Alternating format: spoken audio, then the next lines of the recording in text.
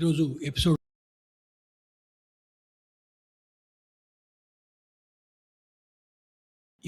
ఎపిసోడ్లోకి మీ అందరికీ స్వాగతం.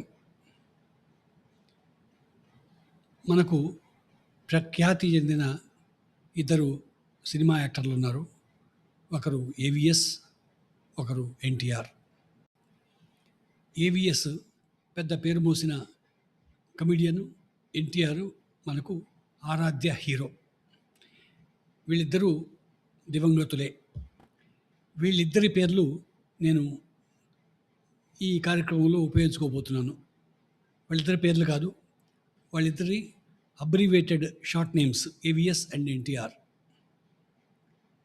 ఏవిఎస్ అంటే అంధ విరోధి సంఘం, ఎన్టీఆర్ అంటే నేషనల్ ట్రూత్ రిపోర్టర్.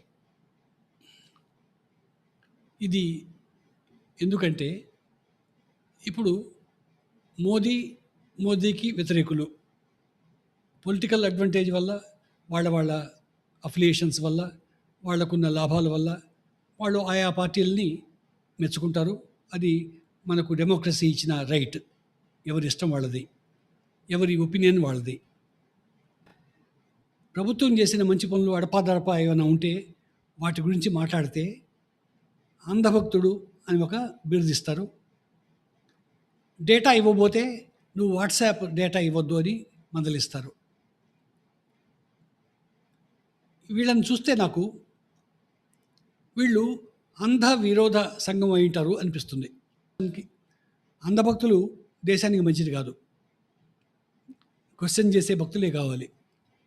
అలానే అంధ విరోధులు కూడా దేశానికి ఏమాత్రం మంచి చేయరు. ఈ డిఫరెన్సెస్ పెట్టి అంధ విరోధ సంఘం AVS, national truth reporter NTR అని రెండు శబ్దాలు నేను ఉపయోగించుకోబోతున్నాను. ట్రూత్ అంటే ట్రూత్కి చాలా షేడ్స్ ఉంటాయి, మెనీ షేడ్స్ ఆఫ్ ట్రూత్. దాంట్లో పాపులర్ ట్రూత్ ఏంది, పాపులర్ ట్రూత్కి బేసిస్ ఏంటి, డేటా ఏంటి. నేను ఈరోజు ChatGPT నుంచి అడిగిన క్వశ్చన్స్, దానికి జవాబులు ఈ ఎపిసోడ్లో చెప్పాలనుకుంటున్నాను. ఈ ఏవిఎస్ ఎన్టీఆర్ సిరీస్ కింద ఒక 5-6 ఎపిసోడ్స్ ఈ సీరియల్లో వస్తాయి. మొదటిది ఈరోజు మన ఎకానమీ గురించి మాట్లాడాలనుకుంటున్నాను. ఏవిఎస్లో ఉండేవాళ్ళు పూర్తిగా పార్టీ అఫిలియేషన్స్ ఉన్నవాళ్ళు, అట్నే ప్రస్తుతం ఉన్న ఎన్డీఏ గవర్నమెంట్ వల్ల నష్టపోయిన వాళ్ళు ఉంటారు. అదేవిధంగా ఎన్టీఆర్ గ్రూప్లో కూడా పాత జ్ఞాపకాలతో నాన్ ఎన్డీఏ పార్టీలని అసహించుకునే వాళ్ళు ఉంటారు. వాళ్ళ కాంట్రాక్టులు, వాళ్ళ వ్యాపారాలు బాగా జరుగుతుంటాయి, అందుకని ఎన్డీఏతో ఉండే రకం ఒకరు ఉంటారు. ఇది కాకుండా మధ్యవర్గం ఒకటి ఉంటుంది. వీళ్ళు ఎక్స్ట్రీమ్స్. ఈ మధ్యలో ఉన్న నార్మల్ ఓటర్కి మనం గైడెన్స్ ఇవ్వాలి. మనం ఇచ్చిన గైడెన్స్ని బట్టి వాళ్ళు ఇటు అంధవిరోధి వైపైన వెళ్ళిపోతారు, లేకపోతే నేషనల్ ట్రూత్ రిపోర్టింగ్ అటైనా వెళ్ళిపోతారు. ముఖ్యంగా నేను ఇవాళ అంధవిరోధి గురించే మాట్లాడాలనుకుంటున్నాను. అంధవిరోధి సంఘం వాళ్ళు ఫస్ట్ మాట్లాడేది ఇండియాలో ఎకానమీ నాశనం అయ్యింది. దీనికి అంధవిరోధి సంఘానికి నాయకుడు శ్రీ రాహుల్ గాంధీ. ఆయన ట్రంప్కి వంత పాడుతూ ఇండియన్ ఎకానమీ ఈజ్ డెడ్ అని చెప్పని ప్రకటించాడు. ఆనాటి నుంచి ఆయన భక్తులందరూ అంధవిరోధులు అయిపోయారు. వాళ్ళంతా కూడా మన ఎకానమీ డెడ్ అని చెప్పి నిర్ణయానికి వచ్చారు. ఒకప్పుడైతే రీసెర్చ్ చేయాల్సి వచ్చేది. న్యూస్ పేపర్ల కటింగ్ చూసి, పెద్ద పెద్ద మ్యాగజైన్లు చూసి వీళ్ళు చెప్పేది నిజమా అబద్ధమా తెలుసుకోవాల్సి వచ్చేది. కానీ ఇప్పుడు మన చేతిలో ChatGPT ఉంది. అది without paying any subscription normal క్వశ్చన్స్కి ఆన్సర్ ఇస్తుంది. నేను ఈరోజు మీకోసంగా ChatGPTలో ఒక 5-6 క్వశ్చన్స్ అడిగాను. 2014 నుంచి 2026 వరకు ఈ 12 ఏళ్లలో డేటా కావాలి అని అడిగాను. ఫస్ట్ నేను డేటా అడిగింది జీడిపి గ్రోత్ ప్రతి సంవత్సరం ఎలా ఉంది, ఎంప్లాయ్మెంట్ అంటే అన్ఎంప్లాయ్మెంట్ రేట్ ఎంత ఉంది, ఇన్ఫ్లేషన్ ఎంత ఉంది, మన ఫారెక్స్ రిజర్వ్స్ ఈ 12 ఏళ్లలో ఎలా ఉంది, యుఎస్ డాలర్ ఇండియన్ రూపీకి ఈ 12 ఏళ్లలో ఎలా రేషియో ఉన్నది. ఈ 5 క్వశ్చన్స్ అడిగాను. ఈ 5 క్వశ్చన్స్కి జవాబు టేబుల్లో మీకు చూపిస్తాను. క్లుప్తంగా ఏంటంటే, ఇన్ఫ్లేషన్ రిజర్వ్ బ్యాంక్ అనుకున్న టార్గెట్కి దగ్గరలో ఉంది. కన్జ్యూమర్ ప్రైస్ ఇండెక్స్ మాత్రం ఇప్పుడు 6.5లో ఉంది. మధ్యలో కరోనా టైంలో చాలా ఎక్కువగా ఉండింది. అంతకుముందంతా 4%, 5% మధ్యలోనే ఉంది, which is very controlled inflation. Whataboutery అనకపోతే ఒక విషయం చెప్తాను మీకు. 2014 ముందు 2004 నుంచి 14 దాకా అంటే 10 ఏళ్లలో యావరేజ్ ఇన్ఫ్లేషన్ ఏనాడు 10కి తగ్గలేదు. ఇప్పుడు యావరేజ్ ఇన్ఫ్లేషన్ 5 to 6% ఉంది. ఇది లెక్కలు. ఈ లెక్కలే తప్పని చెప్పంటే ఆ దేవుడే మనల్ని రక్షించాలి. తర్వాత జీడిపి గ్రోత్, అది కూడా ప్రతి సంవత్సరం 7, 6, 8, 2017లో 8%లో ఉంది. కరోనా టైంలో -5%కి వెళ్ళింది. మళ్ళీ చిన్నగా మనం పుంజుకొని ఇప్పుడు 6.7% దాకా వచ్చాం. మన కంట్రీ సైజుకి ఇది మంచి ఫిగరే. ఇన్వెస్ట్మెంట్ క్లైమేట్ అంటే ఫారిన్ డైరెక్ట్ ఇన్వెస్ట్మెంట్, అది ప్రతి సంవత్సరం పెరుగుతూనే ఉంది. పోయిన సంవత్సరం $84 బిలియన్ ఇన్వెస్ట్మెంట్ అయింది ఎఫ్డిఐ. కానీ ఎగ్జిట్ కూడా ఉంది ఎఫ్డిఐలో. ఎగ్జిట్కి కారణం ఏంటంటే, తైవాన్లో, చైనాలో ఏఐ పెట్టుబడులకి మంచి లాభాలు వస్తున్నాయి కాబట్టి, ఇండియాలో ఏఐ ఇంకా పుంజుకోలేదు కాబట్టి ఇక్కడి నుంచి విత్డ్రా చేసి అక్కడికి వెళ్ళిపోయారు. దీనిలో ఒక బ్రైట్ పాయింట్ ఏంటంటే, ఎంతైతే ఎఫ్ఐఐ ఫారిన్ ఇన్స్టిట్యూషనల్ ఇన్వెస్టర్స్ ఖాళీ చేసి వెళ్ళారో ఆ అమౌంట్ అంతా మన మ్యూచువల్ ఫండ్స్ డిఐఐలు కొనుక్కొని, అంటే చీప్గా కొనుక్కున్నారు. టోటల్ మార్కెట్ క్యాపిటలైజేషన్ బిఎస్సి అంటే బాంబే స్టాక్ ఎక్స్చేంజ్ క్యాపిటలైజేషన్లో చూసుకుంటే 14% ఫారిన్ ఇన్వెస్టర్స్, 11% మన మ్యూచువల్ ఫండ్స్. ఒకప్పుడు ఈ డిఫరెన్స్ చాలా ఉండేది. ఇప్పుడు చిన్నగా ఫారిన్ ఇన్స్టిట్యూషనల్ ఇన్వెస్టర్స్ విత్డ్రా అయిపోతున్నారు, మన ఓన్ ఇన్వెస్టర్స్ దాంట్లో ఇన్వెస్ట్ చేస్తున్నారు. అంటే డొమెస్టిక్ సేవింగ్స్ బాగా పెరిగింది.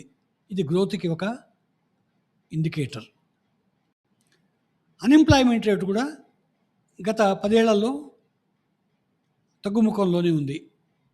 ఎంప్లాయీ ప్రావిడెంట్ ఫండ్ ఖాతాలో చూసుకుంటే నెలకి 20 లక్షల మంది కొత్త ఉద్యోగులు యాడ్ అవుతున్నారు ఈపీఎఫ్ఓలో.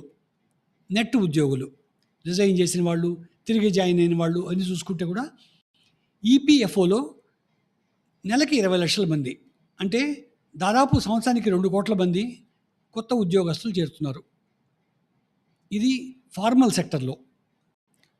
అన్ఎంప్లాయ్మెంట్ 5%, 6% అని సంతోషపడక్కర్లేదు. ఎందుకంటే మన దగ్గర ఇన్ఫార్మల్ సెక్టర్లో చాలామంది ఇంకా ఉద్యోగాలు చేస్తున్నారు. వాళ్ళ డేటా మనకు బయటకు రాదు. చిన్న చిన్న వ్యాపారాలు, పాన్ షాపులు, ఇవన్నీ పెట్టుకునే వాళ్ళ డేటా కూడా మనకు బయటకు రాదు. వాళ్ళంతా అన్ఎంప్లాయిడ్ కిందే కనపడతారు మనకు. ఈ ఫార్మల్ సెక్టర్లో వాళ్ళు వచ్చేంతవరకు ఈ అన్ఎంప్లాయ్మెంట్ రేట్ ఎక్కువ కనపడుతూనే ఉంటుంది. అలానే అండర్ ఎంప్లాయ్మెంట్ కూడా ఒక మేజర్ ఇష్యూ ఇండియాలో. కంటిన్యూస్గా సంవత్సరం మొత్తం ఉద్యోగం లేకపోవడం అదొక ఇష్యూ. విమెన్ పవర్ పూర్తిగా ఎంప్లాయ్మెంట్లోకి రాకపోవడం అదొక ఇష్యూ. ఇవి సబ్ కేటగిరీలో చాలా ఇష్యూస్ ఉన్నాయి. కానీ ఓవరాల్గా 6% అన్ఎంప్లాయ్మెంట్ రేట్ అనేది it is suppose to be not bad for a country. International స్టాండర్డ్స్లో చూసినా కానీ ఈ ట్రెండ్ అన్ని దగ్గరలా కనపడుతుంది. ఇకపోతే డాలర్ విలువ 63 రూపాయలు ఉండింది 2014లో, ఇప్పుడు 95 రూపాయలు, అంటే 50% గ్రోత్. సేమ్ ట్రెండ్ 2014-15లో కూడా అంతే, 43 నుంచి 63కి వచ్చింది. ఒక సంవత్సరంలోనే 10% డాలర్ విలువ పడిపోయింది. అది ఫెడ్ రేట్ ఇంక్రీజ్ చేయడం వల్ల.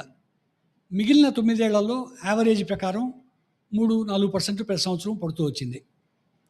డాలర్ విలువ పడితే నష్టపోయేవాళ్ళు, పెరిగితే నష్టపోయేవాళ్ళు 2 వేరే వేరే రకాలు. ఎక్స్‌పోర్టర్లందరికీ డాలర్ విలువ పడిపోతే లాభం. ఇంపోర్టర్లకి డాలర్ విలువ పెరిగితే నష్టం.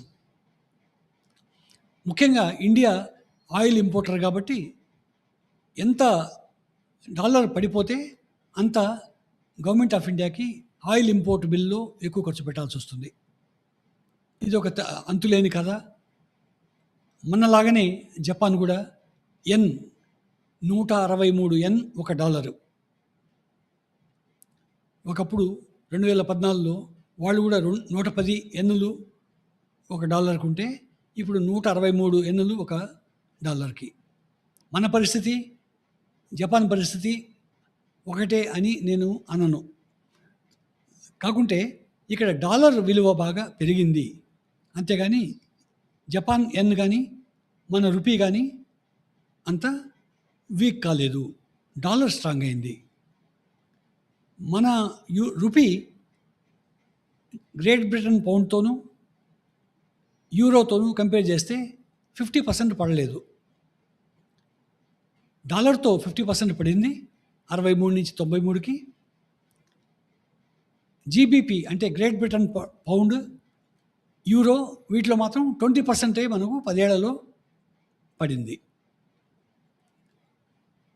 నేను పట్టిన కుందేలకి 3 కాళ్ళు అని రాహుల్ గాంధీ తన పట్టు విడవడు. ఎందుకంటే ఆయనకి పొలిటికల్ అడ్వాంటేజ్ ఉంది. మోదీ మీద ఎంత బురద తల్లితే ఆయనకి అంత లాభం. ఆయన మాట్లాడడంలో అర్థం ఉంది.